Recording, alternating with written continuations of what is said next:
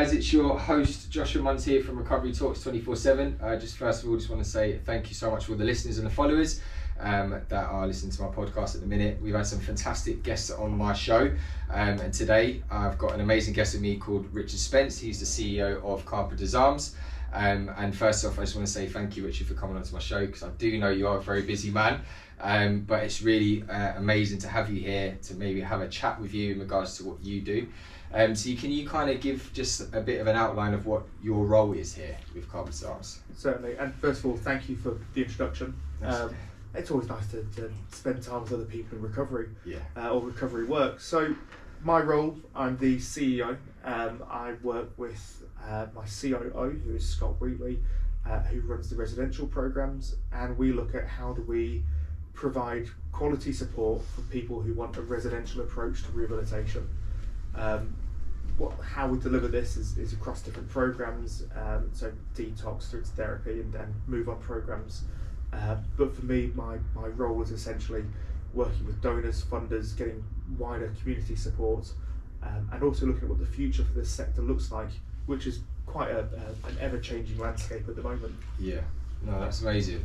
So in regards to, there's different phases and stuff with Carpenters Arms.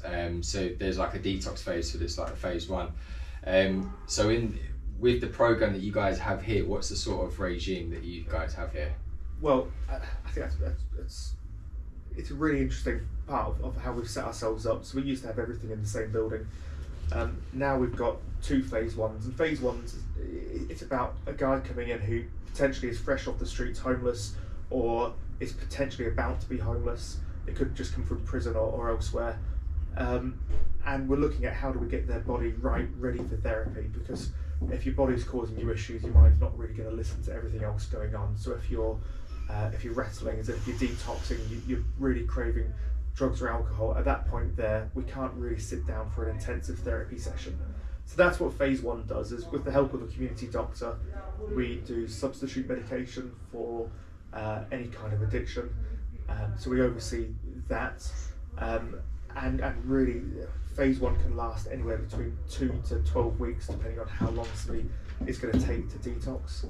Once they're ready for that more intensive therapy, they move up to our phase two site, which is currently at 6 Hills. It's a 29-bed place, and the regime there is weekly one-on-one sessions, daily group sessions, elements of getting back to work and working. We work with other partners as well, like Access Training, who I can't praise enough really, to deliver back to work skills.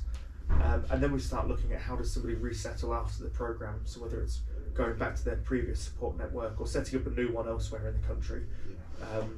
Phase 3 is an optional part of the program, which is really looking at providing a halfway house as people take that next step forward, perhaps with a little bit more assistance from us than somebody just leaving the program by themselves. Yeah, that's amazing, the different phases that you guys have. I've noticed with a lot of different other people that I speak to as well, having a program in place, it really does help, because there's a lot of guys that come in, like including myself, that have been in the rehab. Your sort of lifestyle is hectic and you don't have a sort of program in place. So in regards to, with a lot of the gentlemen that you get coming into this place, what sort of guys, do you have a sort of story that maybe you could kind of share that was really significant to you? Yeah, absolutely. So there's a story that I'll tell over and over again, and if anyone's listening to my LinkedIn, you've probably seen a video on there already of this, but we had a guy come back to us, and I was working a Christmas day, I think it was about 2017, 2018, and this guy, I was cooking with him, and he looked up at me and said, "Oh, this is a lot different to my last Christmas." I said, "Oh, out of curiosity, what was your last Christmas like?" And his story afterwards had me in absolute floods of tears when I got home. I was humbled incredibly. It was, he'd said that he'd been using. He was homeless, and his brother, his only remaining family was his brother, and it was with him. And they broke into some public toilets overnight just to have somewhere sheltered to sleep. He said he could remember sleeping on damp floors, or cold floors, damp floors, mixture of urine and otherwise. And he used, and his brother used, and he woke up on Christmas Day, and his brother had died overnight, and that was his Christmas Day. And he said this all without getting too emotional, and he looked at me and said, "That's why this Christmas is so much better." Yeah.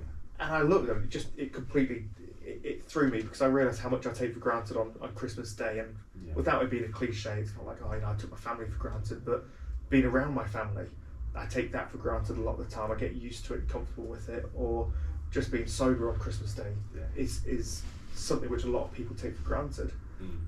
And the reason I tell this story often is working in an environment that I work in, and being around people who also work in this environment like yourselves, I think it's easy to become desensitized to essentially to people who are walking around against all odds. There's a song I like which says we are walking, talking, moving, living, breathing miracles. And I look and think, actually, we take that for granted. I see guys come through here every day who are celebrating like a month sober, and suddenly they've got their body back, and they look at themselves in the mirror with a bit more pride, a bit more about themselves. And we become so used to it, we take it for granted sometimes. But to that one person, this is such a milestone that they've not had in years beforehand. And so I'll often tell myself this story that guy told me, just to look back and think, what am I taking for granted now? Who have I got around me that is going through a significant milestone in their own recovery? And perhaps what significant milestones in my life am I ignoring because I've just become used to it? That's a story that had a lot of impact on me. No, that's brilliant. I think it's important for people to hear that stuff, because obviously, yes, you're the CEO, but obviously you're in the midst of it all. You are seeing what's going on. You are seeing, what this program's doing for a lot of gentlemen, and it's amazing that that there is a program like this that's in place, and it's saving people's lives as well. In regards to obviously the whole regime, so there is like a religious aspect to it as well. So people do have they do go to a church and everything like that. Can you maybe touch on that a little bit as well? Absolutely. So our tagline on this, I was having this conversation with someone yesterday actually. Our tagline is, you don't have to be a Christian to apply to us, to stay with us, or to successfully pass the program. As a trust, we believe that the most successful route to recovery is in a relationship with God. This said, whether it's residential or non-residential, whether it's with God or not, or whether it's with a program like ours or not, recovery is available for everyone. Carpenters Arms, we just offer a different take on how to achieve that.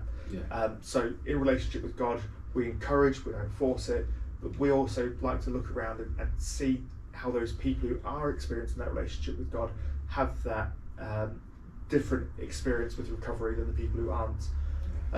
So that's our take on it. But again, whether somebody does it with God, without God, in a residential centre or in the community, it's fully accessible for everybody.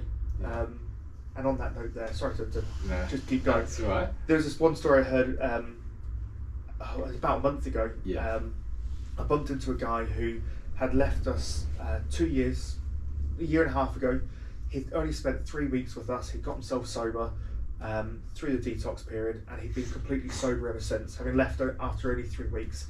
He didn't need the residential program. He got some stuff figured out for himself. And it's a testament to the fact that whilst Carpenters Arms I will brag about all day long, it's not a necessity for everybody to have recovery. No, and that's fair, Richard. Obviously, as well, there's lots of different people that have different ways of recovery. Your recovery absolutely smashes it. It works, because it saved my life, massively, and it really taught me a lot. Taught me a lot to be on time to meetings, doing my readings on a daily basis, keeping clean. The food here is absolutely amazing as well. It's an amazing structure you guys have, and it saves a lot of people's lives, and may it continue as well. May it continue. And as well, Richard, obviously I do want to touch on, sadly something happened at Six Hills, so there was a fire in the kitchens. Do you want to kind of what's going on with that at the moment? A month ago today, we had a fire which was awful. So we've lost the use of about a third of our building from either fire or smoke damage. We've got a really good insurance company who's sorted this out for us, and the fire service on the day were just fantastic, and their response was brilliant, and their care for us was unexpected, and it was brilliant. Really happy with that. But what we have been left with is some parts to our program that's been affected. So the gym on site is no longer accessible 24/7. We use a different gym in the community, and a big shout out to everyone active who's also enabled our guys to go there as a donation to us for free. It's fantastic. Really enjoyed that. So out of everything that's happened there, that's an example of an overwhelming community response. Yeah. And I didn't expect this community response because we don't actually engage with the community that much. We work hard with our clients, and we've not really been community focused that much over the last few years. But from this tragedy over at Six Hills, it showed me that there is a community out there who cares not just for what the Carpenters Arms does, but very specifically for the guys that come through. And it was really unexpected, that response, and not just from other services in town like Exario has been fantastic, and other churches locally, but just neighbours and community. It's been fantastic. Yeah, that's phenomenal. Richard, as well, I always ask my guests, if there's anything, maybe a message of hope for anyone, because also there's going to be somebody that may be listening that may be going through a struggle themselves personally, or they may have someone that they know that's going through a struggle. What would you be your sort of message that you want to pass out to someone? Well, I've been there, and it might look like a comfortable job. It's not. This is not a comfortable job at all, and it affects my personal life. And I've seen hundreds of people come through Carpenters Arms over the 16 years that I've been here. But one person said something to me about 2 years back when I was having probably the hardest time of my life. Well, 3 years back when I was having the absolute hardest time of my life that I've ever had. And it sounds really cliche, and please don't just take this as a cheap write-off. They said to me, the worst day still only has 24 hours. And I heard that, and it was kind of like, okay, yeah, I'm sure I'm going to see that on a meme somewhere, or it'll be on Instagram later on. But it really sunk in, and I remember there were some days I would wake up, and I'd honestly look at the clock, and it'd be, right, it's 8 o'clock in the morning. And work out in my head, it's like, right, I'm now a third of the way through the day. That means I've only got 2/3 of the day left to do. And these are at times where mental health affects everybody. It doesn't matter where you're working, where you're living, who you're in a relationship with.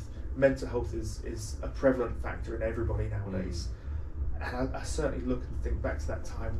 And I know I only got through some of those days because I was counting down the hours where I could go, if I can go to sleep now, that's the rest of my day done, and then tomorrow's a different matter, but I just need to get through today.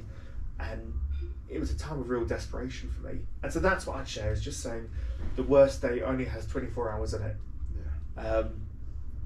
Take it for what it's worth, Yeah, no, that's amazing. Richard, thank you so much for coming on my show today. I really appreciate it. Thank you. Sir, thank you. And you're doing absolutely amazing work for Carpenters Arms, and I really hope that in the coming future that we'll be able to kind of keep connected. That'd be lovely. And it'd be awesome to keep up to date with what you're getting up to. So thank you again. Josh, thank you so much. Take care. Ian Edwards. Yes, mate. Yeah. Fantastic. Hello guys, it's your host again, Josh from Recovery Talks 24/7. What an amazing interview that we had with Richard Spence, being able to share the CEO sharing in regards to what they get up to at the Carpenters Arms. It's absolutely amazing work that what they're doing, saving people's lives, people from all different walks of life, and it doesn't matter who you are, where you've come from. Carpenters Arms are very, very accepting about it. Now, I've absolutely have an amazing guest with me here as well, who was the resident of Carpenters Arms. His name is Ian Edwards, and he's now working doing the referrals. Is that correct? That's correct, mate. Getting the people in that want to get clean and get help. I think it's amazing.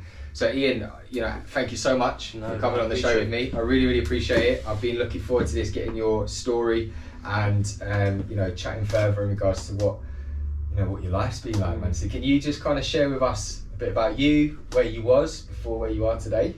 Yeah, cool. So I'll tell you a little bit about my upbringing. It wasn't the best. Single mum, left my sister and myself. My dad left my mum.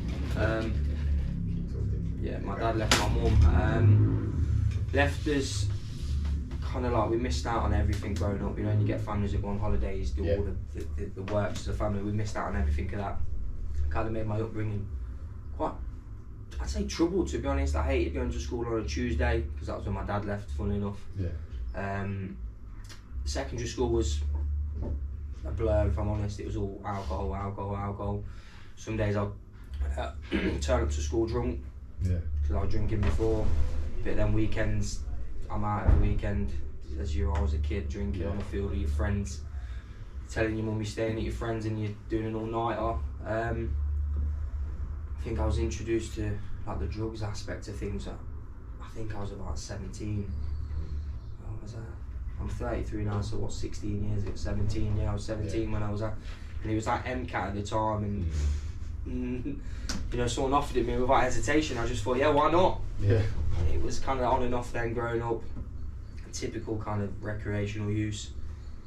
I think to the point when I was around about 26, it was pretty much 2-3 days a week, then it became every day, and then it became, I had to have it to function. I was doing it at work, getting it dropped off at work, being sneaky with it, constant, until the point my partner kicked me out, and that was February last year. She kicked me out, and I came into the programme May 11th last year.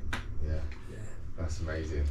So obviously, as we both know, you know, when you get on the drugs, you don't realise the destruction that you do to, you know, to your family, your close ones, your mum, your dad, your partner, even your kids as well.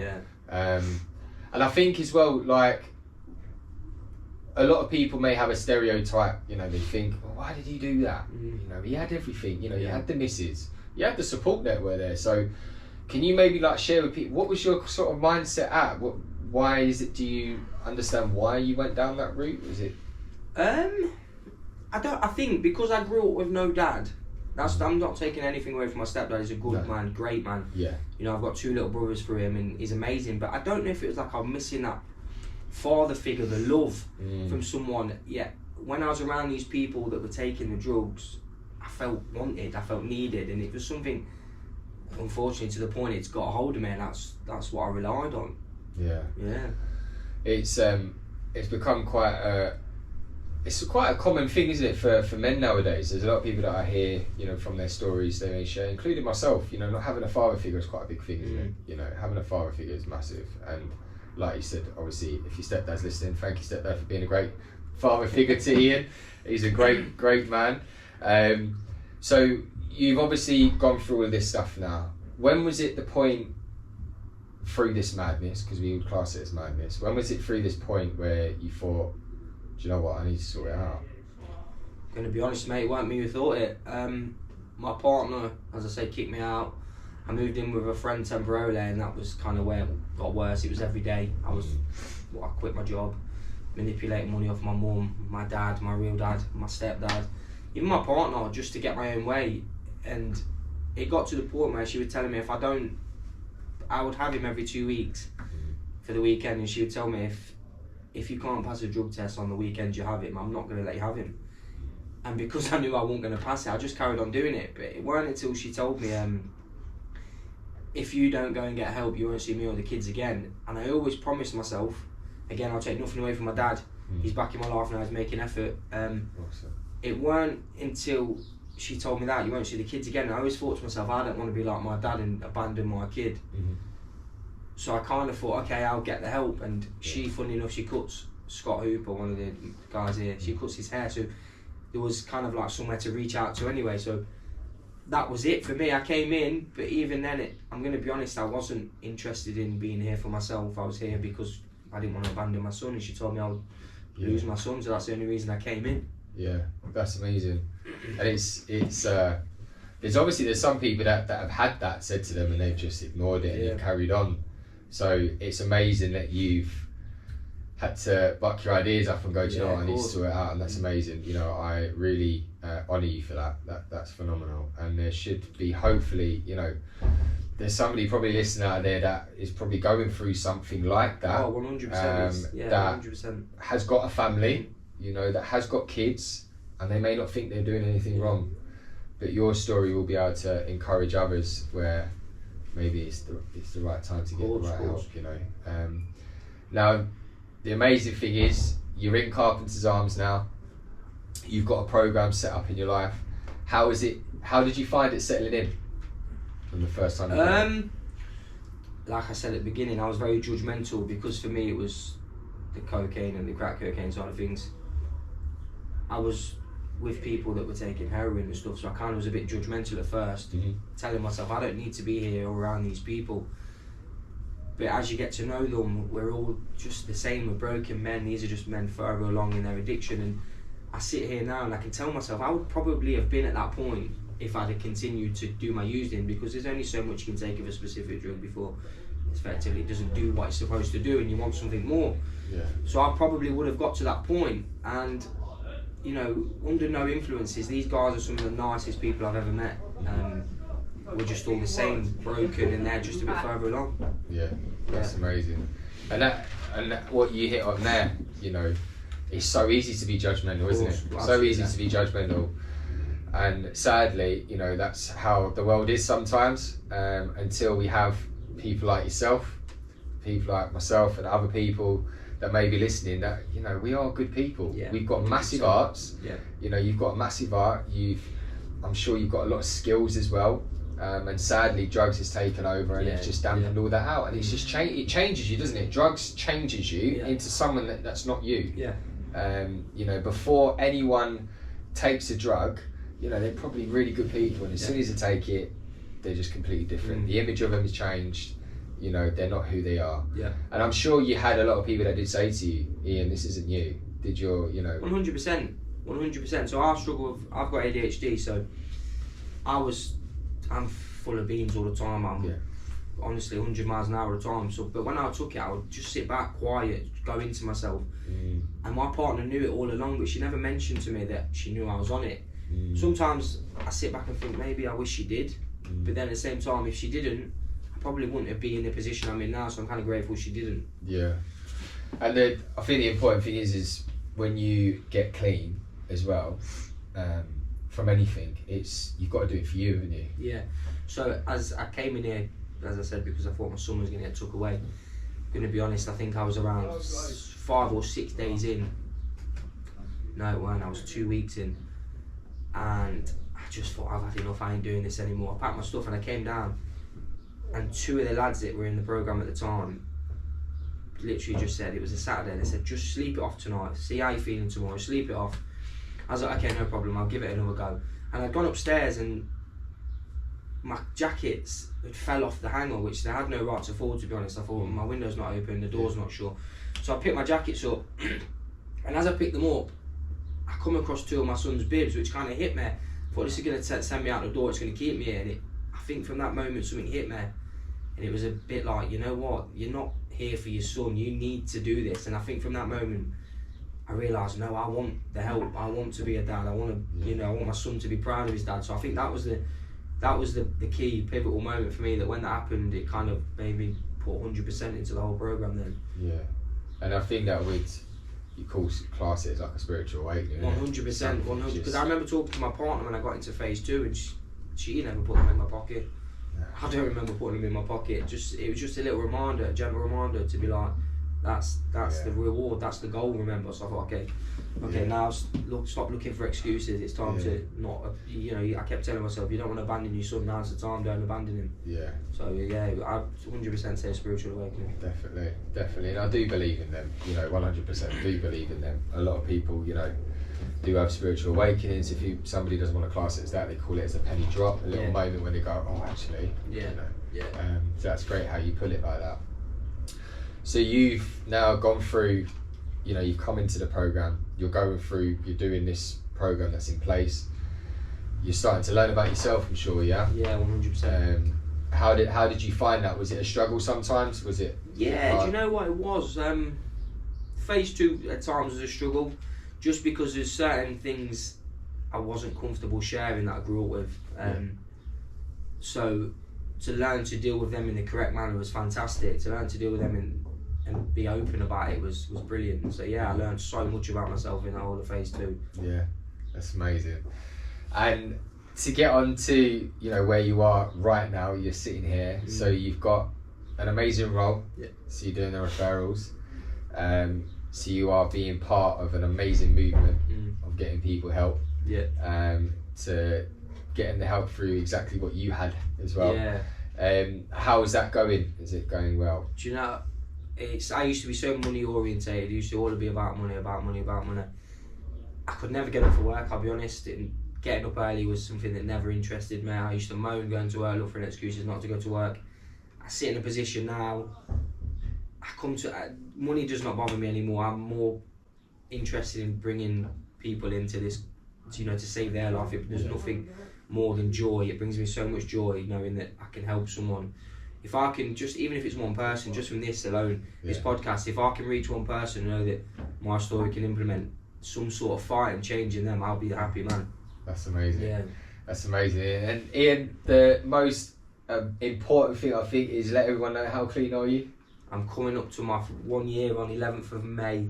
Wow, Yeah. fantastic, man. That is absolutely amazing. And like you said, even if it's just helping that one person, that's the most important thing. 100%. There's nothing better than giving back, giving back to the community, because there's so many people out there that need to hear it. And it's not always just the person that's an addict that sleeps on the streets and they're homeless. It can be somebody that's like a working addict, functional addict that don't think they're an addict.